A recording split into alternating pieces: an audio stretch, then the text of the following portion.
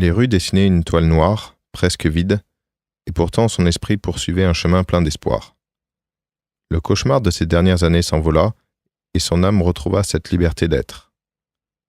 La lumière émanait très faible des lampadaires alors qu'elle passa.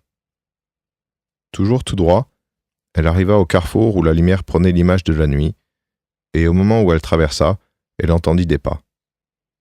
Elle tourna son regard vers la droite et ne vit rien. Pourtant, les pas s'approchaient.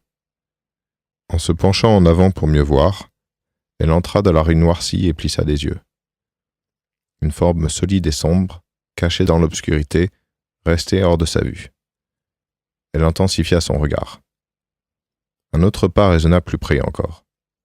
2 yeux s'ouvrirent 1 mètre en face des siens, projetant une énergie sanglante. Elle haleta. De l'air froid s'échappa de la forme et embrassa ses lèvres gelées.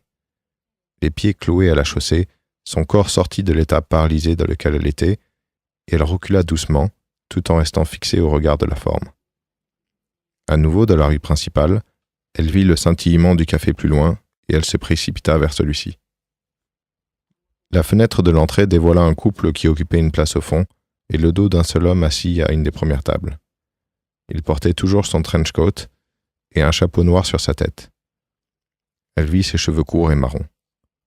Un regard à gauche, dans la direction d'où elle venait, pendant que sa main droite prenait la poignée de la porte, et elle entra. Les cloches sonnèrent. Personne ne fit attention, pas même le barman qui semblait être parti chercher quelque chose de la salle du fond. Pendant qu'elle avançait, elle s'arrêta à côté de l'homme et se demanda où elle voulait s'asseoir. Il buvait un verre de whisky glace, et elle pensa à Hemingway. Elle le regarda jouer avec les glaçons en penchant son verre sur le côté. Ses yeux fixés sur le liquide illustraient un vide inexplicable. Sa présence le poussa à la regarder. Ils se dévisagèrent. Lui, songeur, et désespéré face à elle, désenchantée et frémissante. Les lèvres de l'homme s'écartèrent comme pour laisser passer quelques mots, mais rien ne sortit. Ses yeux marron foncé se noyèrent à ses yeux verts à elle, pleins d'espoir. Elle détourna son regard vers la fenêtre du café et, en voyant la forme sombre dans un halo de fumée, son regard sur elle, elle déposa un baiser sur la joue de l'homme aux yeux marrons.